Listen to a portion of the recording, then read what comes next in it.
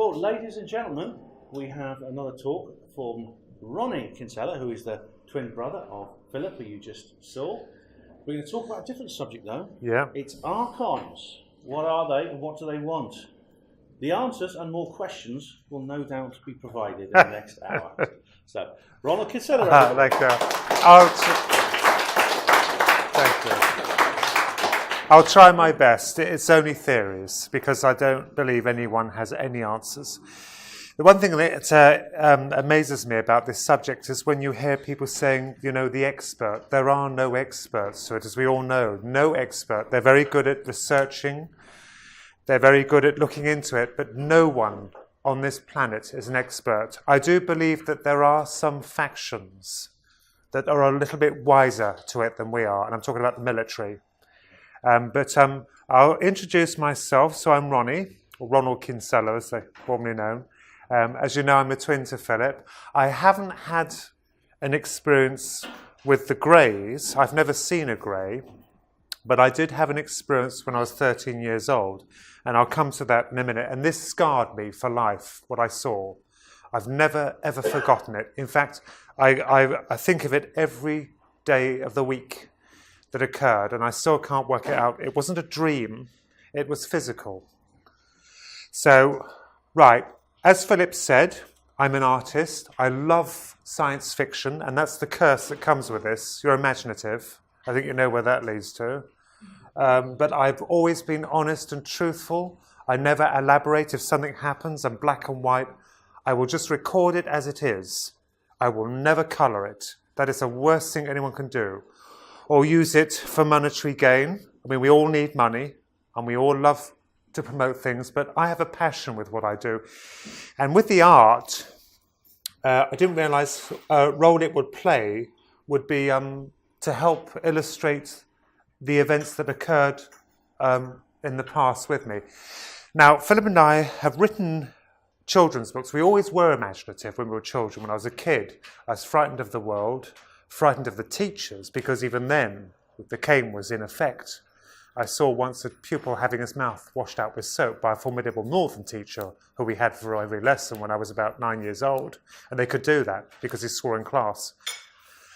But I had no idea what I wanted to be when I grew up, so I had an interest in art, especially with robots. I don't know why I had this fascination for inanimate objects and bringing them to life. I just had this absolute urge to create robots or build them. So the artwork is all done by myself, and these complement books that were published later on in life, much later. I didn't realise how difficult it was to get published, taking many, many years and heartache to try and get published. But this is science fiction. They're children's and adult books, and they're humorous. I love humour, as the chap was saying. I absolutely love humour. I think you've got to have a laugh. Ben, you were saying, weren't you? You've got to have a good old scream and laugh. And basically these books are about identical twin brothers who are 60 years old. They're bone idle. They don't want to do anything. They need money, but they're very clever with electronics. So the first one, they build this robot. And it's an old tune, I know, but it backfires because Ramshack, the robot they build, becomes assertive and turns the tables on them. And the second book here is when they build a mechanical elephant. They go one step further to reclaim a diamond in Africa, where the tribe worship a shimmering elephant god and it will return from the stars. And so they build one to fob him off as the thing to try and get this diamond from them. I won't tell you what happens. That would spoil the book. There's a third one coming out. These are the new covers. Before I go on to the Archons, these are the new covers for the books that have been remastered. The publishers withdrew the books that was first done in 2006, 2008, and there was a third one, The Rise of Ramshack, which is coming out shortly. So we've re-released them on Amazon. And the wonderful thing about Amazon is that they do a good job with them. So that's a little bit about myself. I'm an artist. I love drawing and artwork. This chap here, there's Ramshack again, a conceptual design I had of him to revamp him. I don't know why, as I said, I have this fascination with robots, but they are going to be part of our future, and I think they're going to be very important. They're going to be amazing. I have a hunch when they build them, they'll be that small, little men to run around in your house, and the good thing about them is they will be used as security bots. They'll look after your home when you go to work. They'll check up on the house, you know. But as with everything, Like the internet, they will be used and abused. This is a picture of a robot dog. They're not new. I mean, we had K9. But I developed Magnus the Micromite. Philip and I developed him for children. He's still in his infancy. There's been a book done on him, but we're not too happy with it. So we're going to revise him for the future and try to come up with a conceivable idea for him. He's cute and he's lovable. And his mistress is a princess. She's a tomboy princess. And they go on adventures. But they're concepts. He was published, I think, a few years ago. So that is my interest in robots. Now, the thing about the Archons, my interest in this subject came to me when I was a boy, because I had no interest in religion. I didn't care about the governments or anything like that. I didn't believe in God. I thought mediums were all hoaxes. It's terrible. It's a naive child. Until I passed this church, my grandma, she was absolutely lovely. She pointed at this mosaic image of this face in it, and she said, "That's God." And I looked at it and I said to her, that's not God. It can't be God. God's never incarnated. And she looked puzzled. She looked quite absolutely gobsmacked. I was surprised at what I'd said, because having no interest in religion, but I knew that was not God. I believe in a God. I believe in a force, a love, as Philip has rightly said, love. So to add to this, I didn't realise my grandma was psychic. She never told us she was psychic.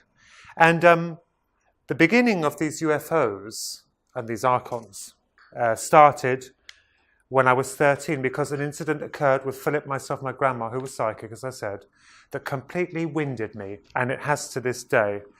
We used to stay with them. They lived in Tashbrook Road in Middlesex, a beautiful, quite a largish house, 3-storey high. And we stayed there every summer with them, with my granddad and my grandma. And they were absolutely wonderful. And one summer, we were outside with grandma, and I think she was hanging some clothes out on the line. And I kid you not, this orb came right over the fence from the back. It moved up really quick. And it approached us rather fast. It approached grandma. And then it just stopped above her head. Now, being rational minded, you would firstly think it's a balloon. That's the first thing that came to my mind. It's a balloon. It wasn't a balloon. It was solid. It didn't have any cord. There were no seams. And it was quite breezy that day. It didn't move. It was static. It must have been perhaps a bit lower than that alarm there. Just a little bit lower. It was quite big, and it hung over her head. Well, Philip and I were absolutely gobsmacked. It was static. It looked as if it was made of titanium. It looked heavy, really heavy, and it just hovered over Grandma's head. Now, we just pointed at it, and Grandma said something very bizarre. She just turned and said, "Oh, look, the fairies have come to take a closer look." But Philip and I knew that wasn't fairies. That looked like it was technology, and it was technology. The second thought that came to me was I had the distinct impression it was an electronic eye. It was watching us. This was in 1982, or I think it was 1982. So the military definitely wouldn't have any technology. They wouldn't have mastered anti-gravity mechanisms, anything that could defy gravity. No, they couldn't. I don't believe they could. And even if they could, why on earth would they send the thing to observe a grandmother with her 2 grandchildren? They wouldn't do it. Well, this thing, after about 4 or 5 minutes, it started to move, and it went towards the house. And then it stopped before the windows. I didn't realise it was having a good look in. Then it started moving up, straight up. And it was passing the windows as it went up, this orb. And then we raced in to the front of the house, trying to look for it, and we saw it moving overhead down this old dirt track, and it disappeared. That was it. It'd gone. It was astonishing as it was unearthly. And, you know, even when we tell people today about it, oh, it's a balloon. You saw a balloon. That was not a balloon. As a kid of 13 who's very naive, who didn't trust mediums or anything, you know what you see. That was technology, and it was unearthly. It was quite frightening, actually. It's funny, when you're a kid, you want to hold it. You want to grab it. I distinctly remember thinking, I want to grab it. I want to hold it. It was heavy. It looked heavy. But I don't think it would have allowed that. So after that incident, the worst was yet to come. Now, during this time, something else very odd happened. I didn't mention this on the talk I did at Neil's group. We used to be given money by Grandma and Grandad. They were very generous, absolutely lovely grandparents. We couldn't have asked for any better grandparents. They used to give us money, so we used to go to Hounslow. And they had a bargain bookshop there. We'd go always around every week to have a look at the books. And it was like, you're a kid or a young teenager. It's all these glossy books with all these lovely pictures. Well, there was one on there that caught our attention. It was Poltergeists. Now, I didn't believe in Poltergeists then. But I believe Steven Spielberg had released his wonderful film, Poltergeist, at the time. So this book was based on true accounts of people who've had these experiences, which I do believe now. I know they're real, poltergeists. So we bought it and we went home, and Grandad was there. My Grandad was very regimental. Loved him, but he was regimental. And we were very proud. We pulled it out of the brown bag and said, Grandad, look what we bought. We've got a book. It's Poltergeist. Well, he went ballistic. He went absolutely ballistic. This was an admission. This was more shocking than I could have ever imagined. It was an admission because he never voiced his opinions in UFOs, nothing about demons or anything like that. I'll use the word, what the bloody hell did you buy that for? He said, you need to burn it, get rid of it. And I'll never forget the words, his immortal words, you don't bloody well mess with the likes of them. And that was it. He was so angry. I was frightened. My grandfather, it was regimental, shouting. He raised his voice. I was like, oh my God. So he didn't look at the book. What did he know? He was a man of the world. He knew something. He knew something very dark. I found out when he died that he was part of a group. I won't elaborate any more than that. But that confirmed it. So he knew something. You don't mess with them. Anyway, getting back to this orb, this sphere, I think it must have been perhaps 6 months later or 8 months, I had the experience. Now, as I said, it wasn't like Philip's. I was 13 years old, and it was horrendous. What it was, we lived in Luton at the time, at Hazelbury Crescent up by the football grounds. The Victorian houses are quite big, spacious houses. It doesn't make you rich or aloof, but it's just what we had. And one night, this was not a dream. I was taken from my bed, whipped through the loft. I know it sounds bizarre. It sounds ridiculous, even saying it now. It's taken me a long time to actually come out with this. This is my second speech, as I said, by the way. Whipped up into the sky. It was night. And there was something dark hanging in the sky. Very dark. I couldn't discern what it was, but it was hanging there. The next thing I remembered was I was in this wheelchair. Now, this wheelchair wasn't like our traditional ones. It was very modern. I think it was white. I can't remember exactly. But I was seated in it and I was paralyzed.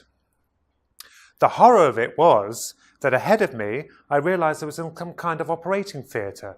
It wasn't messy. I wouldn't say it was advanced, but it was just clinical. And I saw these doctors, I call them the doctors, standing before the operating theatre. Now, there was one behind me, a male. I knew he was male. I couldn't see him, but I knew instinctively he was male because I'd woken up. And he was the leader. I call him the leader. He was the one in charge. And I don't know whether I disturbed them or why I had woken up. I mean, this is the point I'm going to make afterwards about this. But evidently I had just woken up. And they obviously were startled, but they were so heavily disguised, these beings. They were a bit taller than me. They were masked from head to toe. You couldn't even see their eyes. They were like radiation outfits. So I knew straight away, they were not human. I don't know why, but I knew they weren't human. But they weren't malice. And he spoke. And when he spoke, it jolted me. He said, we're going to perform an operation on you, Ronald. And when he said my name, I flinched. I remember I flinched because he knew me, but I didn't know him. But there was an authority and kindness to his voice, enough for me to trust him. But it was the operating table that I knew we were going to do something. I was horrified by that.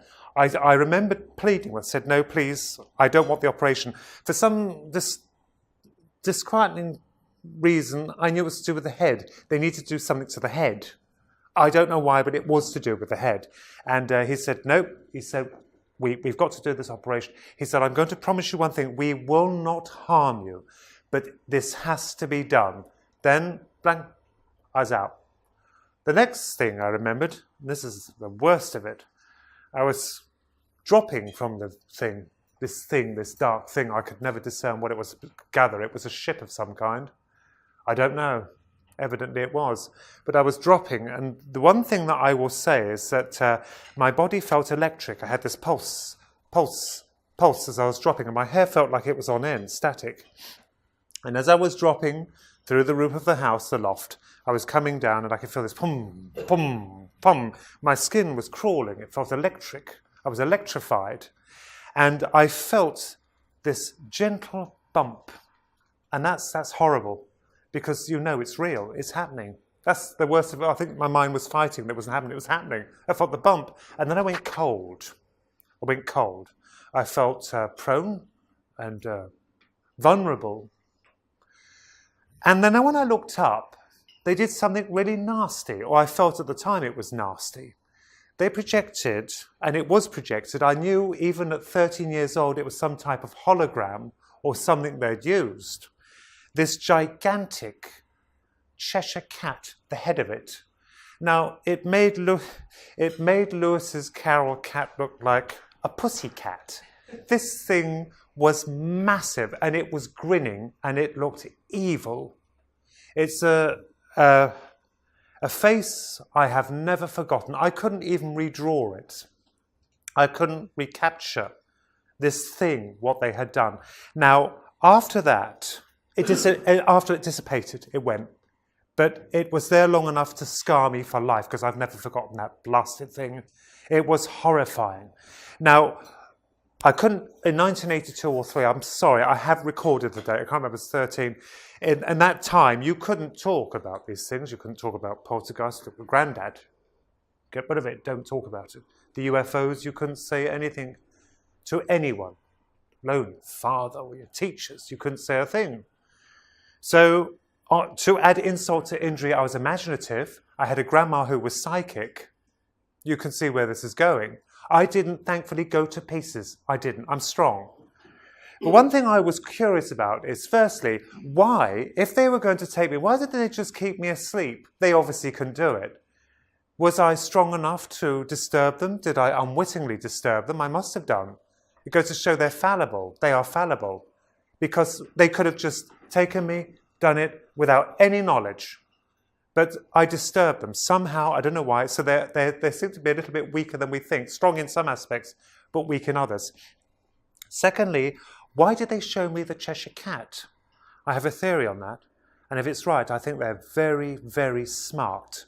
The reason why they showed me that, I think a few years prior to that, I had seen Alice in Wonderland. And I think what they did was, to ensure that it will be covered, they plucked that out, so they understand us very well, and they projected it from my mind 1,000 times worse. So when I go to a psychologist and I tell him about the cat, he'll say, yeah, you've been down the rabbit hole. You've seen Alice in Wonderland. You're just getting confused. Very, very smart. Now, I have thought about what happened with these doctors, and I think they've done good to me. Because I don't know whether it is connected with the incident, because I'm physically fit, always have been, touch wood, I've been physically fit, nothing wrong with me. And I've never had any fits, but after that I had a massive fit. It was at school, dreaded school, bullied at school, Philip and I, being twins, you're an oddity even there. I was sitting in geography, I think it was, and I had this massive pains down my head. This is after they'd done this. Massive pains through my head, striking. I've never had them. It was awful. It was physical. It felt physical. Strike, strike, strike, and I collapsed. And I started fitting on the floor. I'd never fitted in my life. I've never since. Could it be possible? I was all right afterwards, apart from a banging headache. Could it be possible that they foresaw something was going to happen and they corrected it? If they did, I'm very grateful to them. Very grateful. Because they've... I can't prove that that's what caused it. It seems damn odd that I had that afterwards. Could it be possible they foresaw? And why me? I'm not special. I'm like anyone else. You know? So, and I've never seen them again. But what I have seen is the UFOs. And this happens every 2 or 3 years. Now, the nasty thing about this is you don't ask for this to happen. I didn't ask for any of it. You know, oh yeah, you know, what you're going to say, you keep seeing them all the time. And you say to people, I've seen UFOs. You know what they're going to do, their reaction. Most of them are negative or tunnel visioned. I've had it all. As I said to the chap, they wear the crocodile grin, these people. They smile and they appear sympathetic, but inside you can read them like glass. They're just as transparent as anything. You can see what they're doing. They're laughing at you. And it has been used at work years ago through a promotional basis where 2 members of staff, I can't say their names, but due to Philip, said to the manager then, years ago, how can you promote someone who sees flying saucers? Charming. This incident with the doctors led on to something even more peculiar. My grandmother died. She died, our grandmother died of cancer, but she made me promise 3 things before she died. She phoned me up and said, I'm dying. I want you to look after your mum. I said, yes, we can do that. I want you to carry on with your writing. I said, yes, I could do that. She said, don't cry at the funeral. I said, Grandma, I can't promise that. At the funeral, when they wheeled in a coffin, she's tiny, it's like a little child's coffin. They wheeled it in. I started laughing. It's a good job I had a handkerchief. I mean, I was mortified. I remembered I was horrified. Why the hell am I laughing? I couldn't stop it. And when they were reading out all her tributes, I saw the lid open up and I saw her coming out. She said, bugger this, Jim, put the kettle on. I didn't make any connection till afterwards that what she'd done, she'd fulfilled her wish. I didn't cry, I didn't shed one tear. And I think she imposed that on me. Somehow, I know it's absolutely true. She did that so that I wouldn't shed a tear. She didn't want me unhappy. She never wanted to see us unhappy. Now, this gets much more bizarre because when she died, Philip went to see a medium. Now, I'm very naive. Even after them, the doctors, who I have to give credit to, I think, for what they did. Thinking about it now, I have a lot to thank them for, whoever they were, whatever they were. But Philip went to see a medium, and I always envisioned this gypsy woman with, the cards and the crystal ball and crossed my palm with silver. And I joked, I said, go live old cobblers. Even then, I was absolutely atrocious the way I thought of people, because I'm suspicious of people. We are. Mourners in this world now, they just take. They give little back. So he went to see this medium, and he came back, and the first thing I noticed quite distinctly, he stank of youth dew. Now, my grandma was always swamped in it. Youth dew. She absolutely adored that. She always wore it. And he smelt of it. And I said to him, was the medium wearing any perfume? No. I said, but I can smell grandma on you. It was physical. It was physical. It's on him. So I made an appointment to see this medium. And she agreed. And after a delay, I went to see her and I was stone-faced. I wouldn't give any reaction away to her because I believed she could read your mind. I was so absolutely terrible. But I needn't have bothered. She didn't even look at me. She looked at the wall and she brought my whole life through. I was an open book. And it's not just these trivial things they show on TV, like they say, is anybody there to degrade the subject? These were accurate, pinpointed details, even to the point of a lady in the world, a very prominent lady, I can't give her name, sent us a number of letters. She said, they're showing me something over your head, an 8. You've received that so many. You're going to see a lot more of them. She was right. That was how many received from her, with a symbol over the head. She was right. And she told me that you and your brother have been in contact with these things for a long time. She didn't elaborate. She said these things. I mean, I've never seen him.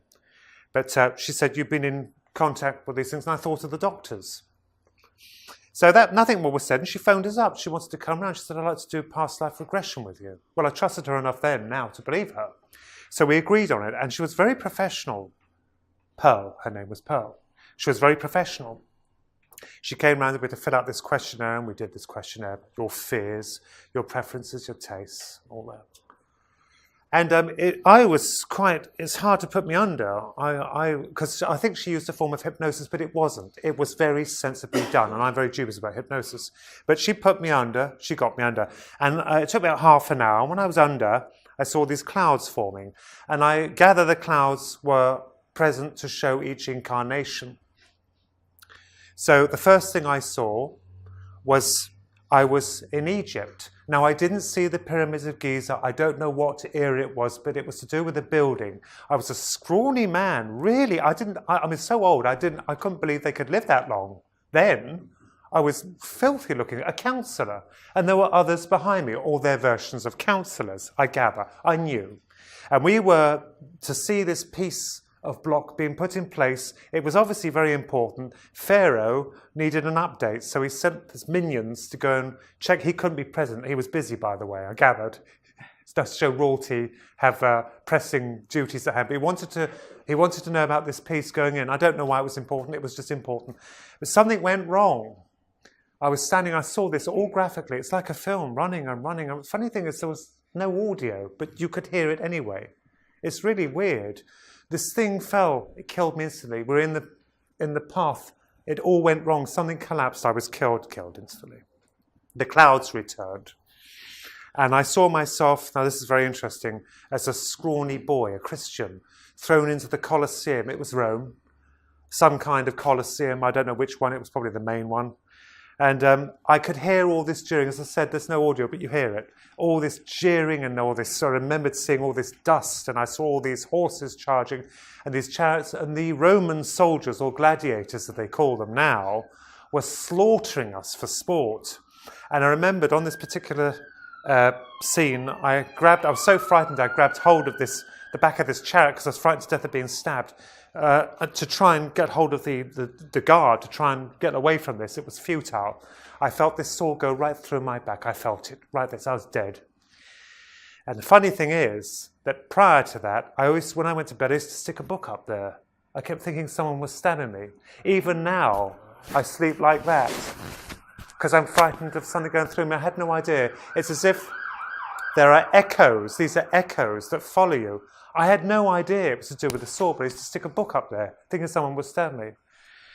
Well, the clouds appeared again, and this time I was a Roman soldier, a captain, a young man, and I had a small battalion of people with me, and we were at war with these ruffians. Now, as Ben, you said yourself, the Romans were cruel and they were vile, but they were following orders from their emperor, so they had to do what they were told. And I had got into this fight, and they pinned me down and killed me in the most embarrassing way. They got this object and smashed it right there. I saw it, it's all graphic. I died instantly, and it was with force. The anger, I know it sounds embarrassing, but I'm going to say it because that's what's intrigued me.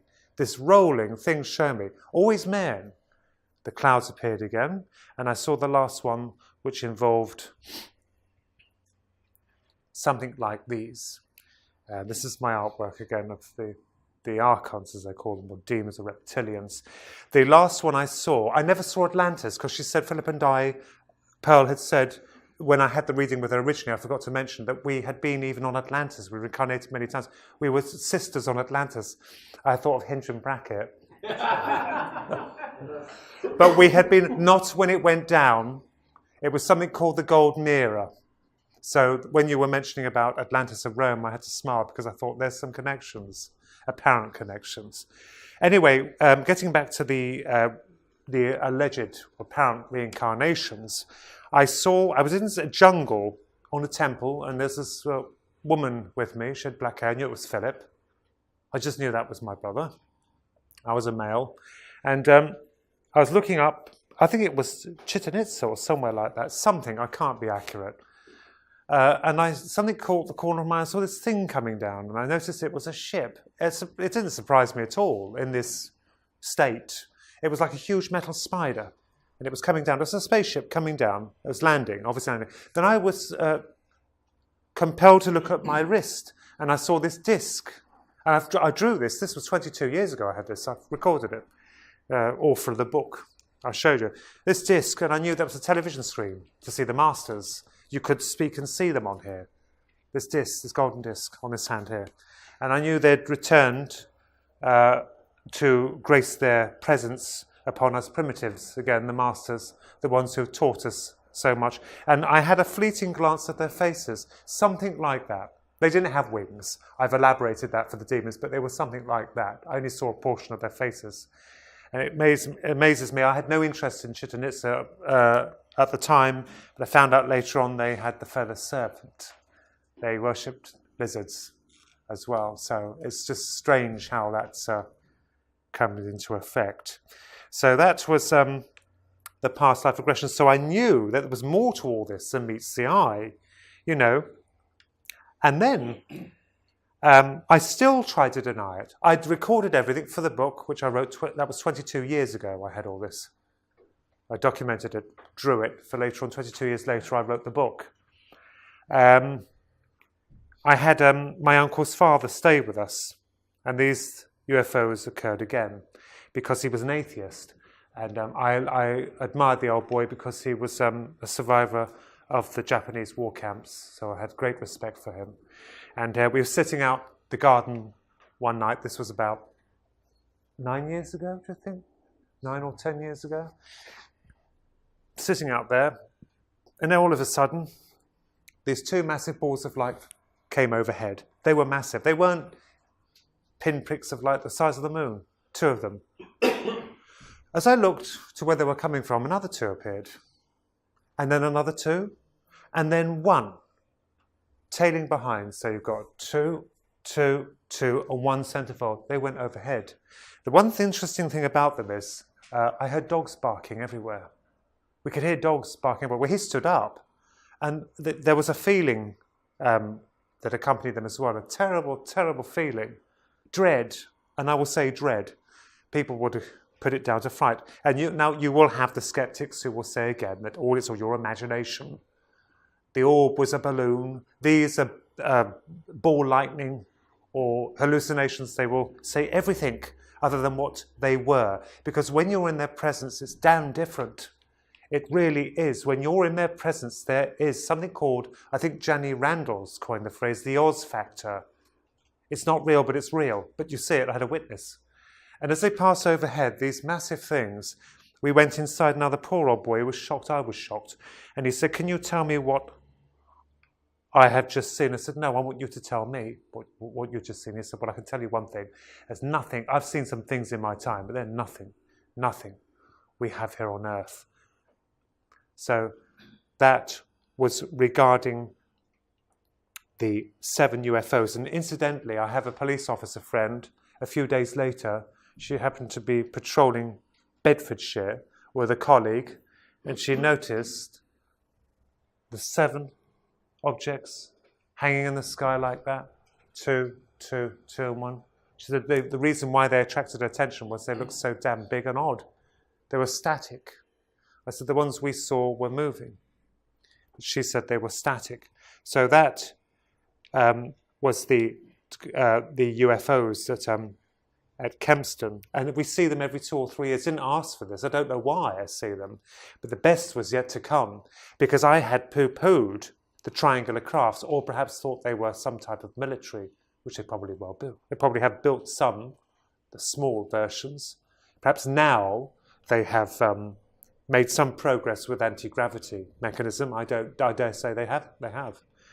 But this thing was absolutely gigantic. And having analysed the magazines, I used to see them in magazines years ago, they were thin and sharply cornered.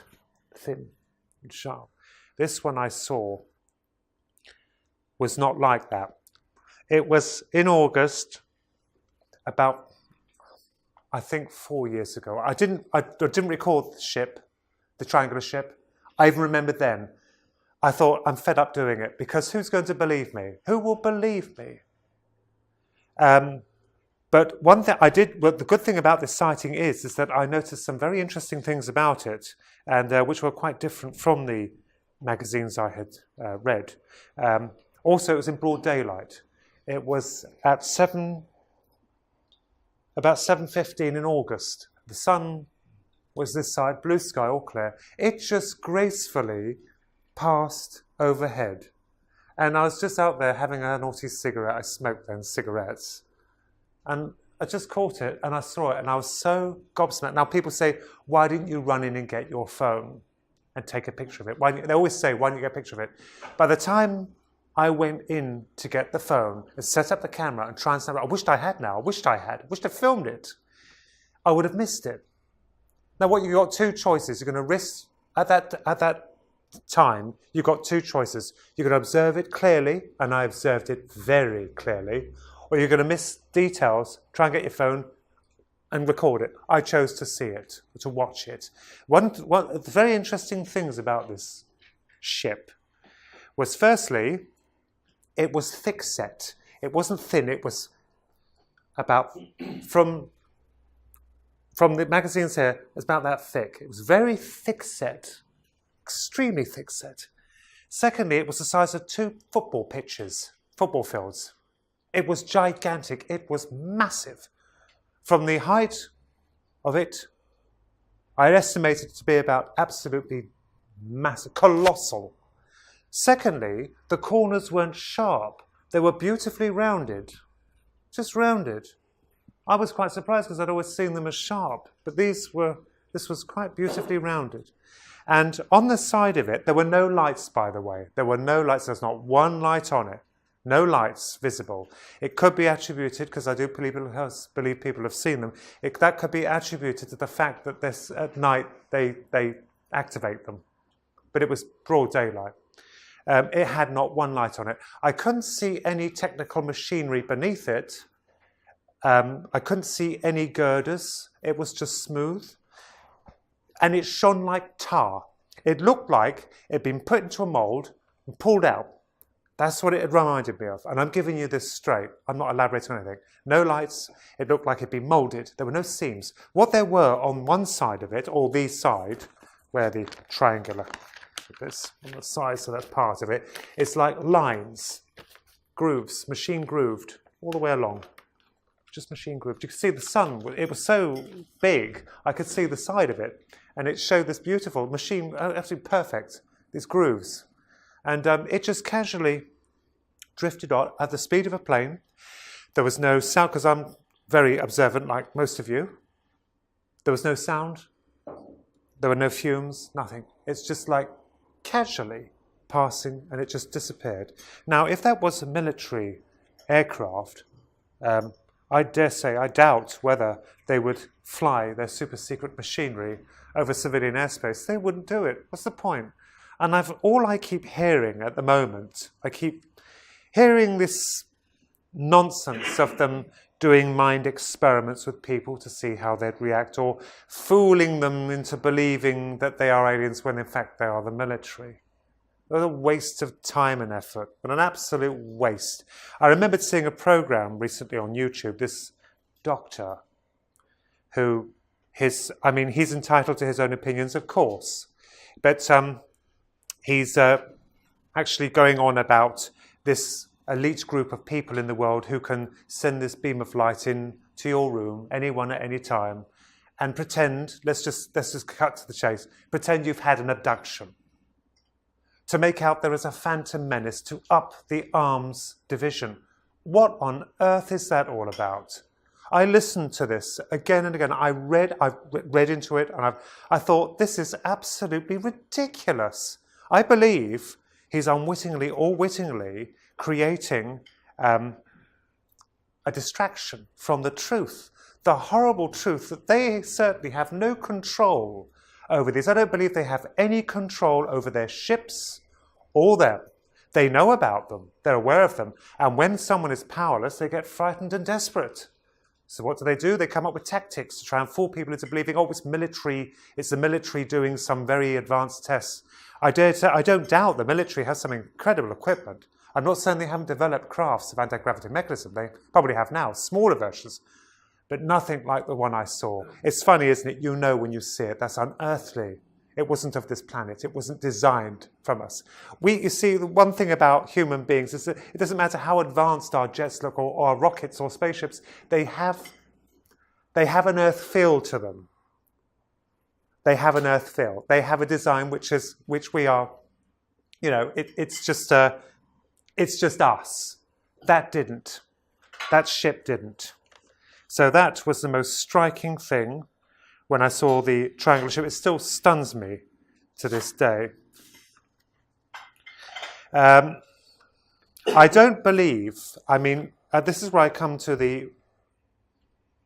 this.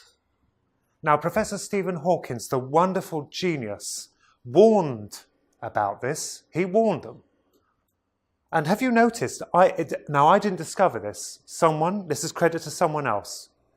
666, mark of the beast. Even the statue they have in their establishment is the destroyer, a symbolism of the destroyer of worlds. Now, I admire them for looking into the subatomic particle to try and find the Godhead, the glue that basically sticks us all together, what created the universe. I absolutely admire that because we're creatures of curiosity. We are allowed to explore, but they're not just doing that. And Andrew Chaplin asked me, when I did my talk, did you see the ceremony they did on the reignition of their monstrosity? I said, yes, it was satanical, purely satanical. It's like a slap in the face. Because they're not just looking for the God particle. I believe they're looking into other dimensions. Of course they are. It's like a kid with matches. They're looking to see what else they can find. And this is where the dimensions come in. Oh, I believe them. The word dimension, I have to laugh because to us it's like an invisible field or an invisible world. It's ethereal, but it's not to them because they're trying to crack it open. Could they unwittingly or wittingly, which I believe, bring things through that are undesirable?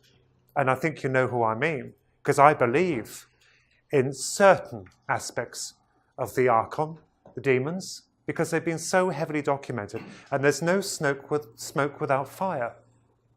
There must be some truth to it, and I believe there is. Not all of them, but a good majority of them. And these people aren't helping. This aloofness, the statue, the bringer of destruction, the 666, it's like 9/11. Well, 9/11's the emergency code in America. How disgusting. And that's not terrorism. I don't believe it's terrorism at all. It's an inside job. Inside job. Just to force war and destruction and misery. There is my beloved grandma. That is my grandma. She was lovely. As I said, she was psychic. Very, as grandmas usually are, lovely souls. And we come to him. Yours truly. As a kid, I never had any interest in religion. I still don't, because religion has just created destruction and hatred, wars. I think if they wish to believe in something, that's fine, as long as it doesn't affect other people. They don't brainwash them. But the trouble is they do. They push it on people. They convert them. They brainwash them into believing that what they state is true. But I've always believed in him. I trust my instincts. This is only a mock of him. We don't know what he looks like. He's ironically, just very rarely mentioned in the Bible, and it's not mentioned at all much, but we do know that he created a war, caused a war. He tried to overthrow God in his palace, and his ministry of angels tried to, what do they call it, a coup. And then he was banished to earth, allegedly twisted and made a mockery of and sent into the underworld. Well, the underworld, as I said with CERN, sounds to me like a dimension where he's safely pocketed away. Could it be possible that they're finding a way using technology, which needs something? I don't believe they're like ghouls that come up, using some kind of technology, because they would be more advanced than us, to break through our realm. Is quite possible. And the military and space agencies are just as bad.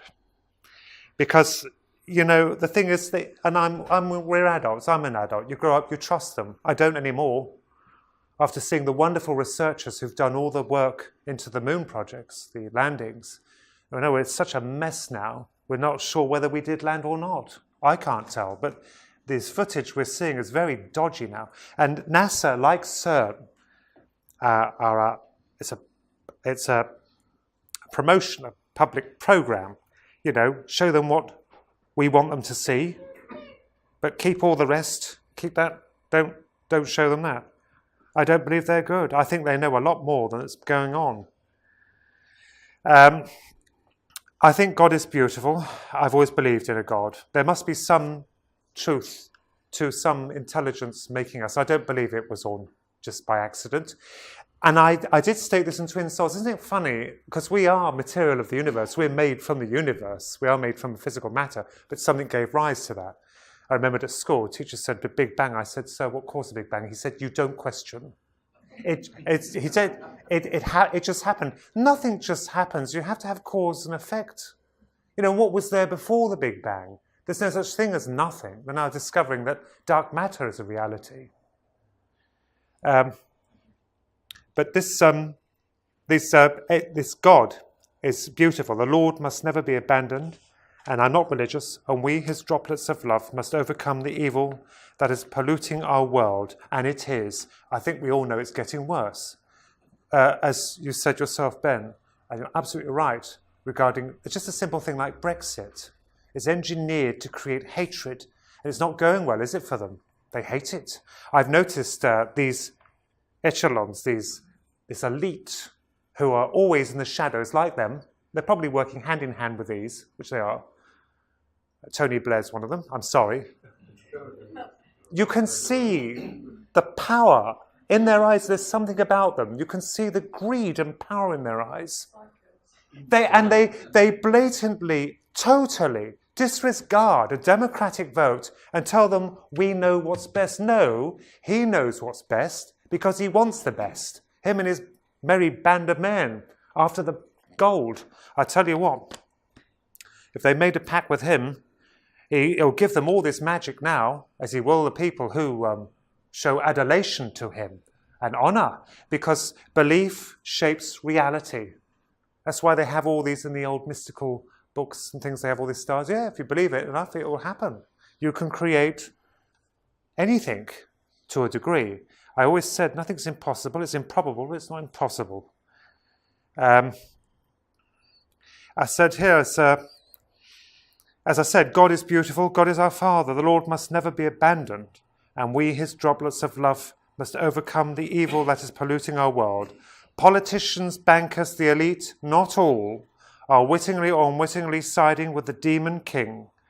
They may be granted riches and power now, but when he himself arrives, they will pay dearly for their sins. For their phony lord and master is unforgiving and a deceiver, a force to be reckoned with. Never in my life would I have believed I'd make such a startling conclusion, but my research and own opinions continuously force me into this final and damaging assumption.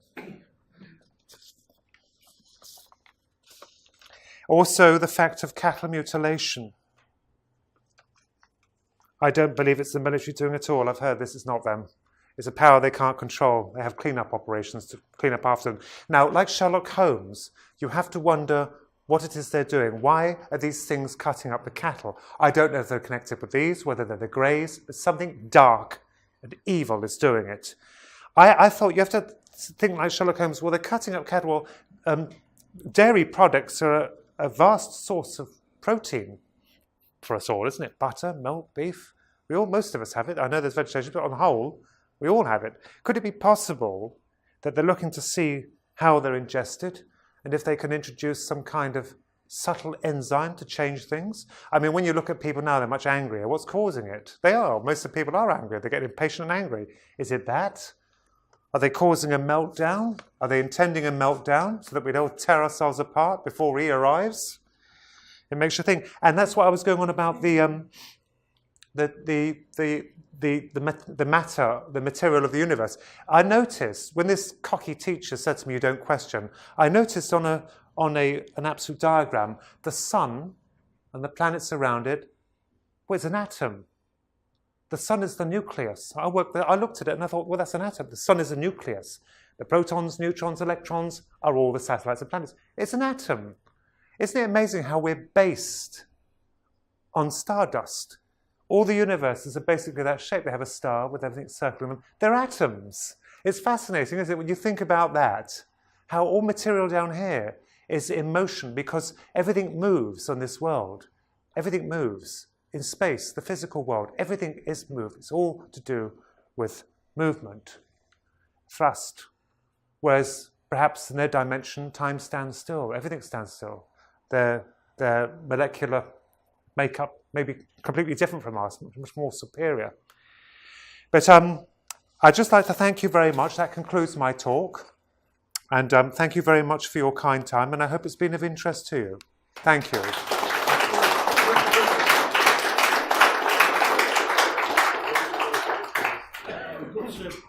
You've got 5 minutes. Okay, we'll ask a couple of questions if you want to take Any questions? Yeah. You mentioned the grooves on the side of... Yes. Yeah. We've just investigated a UFO sighting recently in our area, and the lady described this torpedo-shaped craft that had almost three-dimensional grooves going down the side, a little bit like the planking on a boat, but almost, that's right. Almost like out of a mould. Would you describe that the same? Yeah. They were just like they got machine on that, but on a quite a number. You know, yes, that's right. Yes, that's right. Yes, it would be the same. Yes, just saw torpedo. Hi, Ronnie. You talk about the CERN projects and things like that. Yeah. And to me, because we talk about Irwin Allen in the break, that's right. Yeah. And it's reminiscent of that TV series. I think it was he did Time Tunnel, didn't he? That's right. Yeah. Now, obviously, that was for those that don't. Time Tunnel was a 1960s series where it was set in an underground kind of Area 51 type of base underground, and they were researching into time travel, and these two scientists or something kept in every episode went through the tunnel and went into different time zones and things like that. And I was wondering that the whole thing of this CERN project, given the fact it's billions of pounds or whatever it is, and it stretches through like 3 or 4 countries, this donut, just to supposedly look at a God particle. Yes, that's right. I find it hard to justify that amount of money to find something they can't even prove or whatever like that.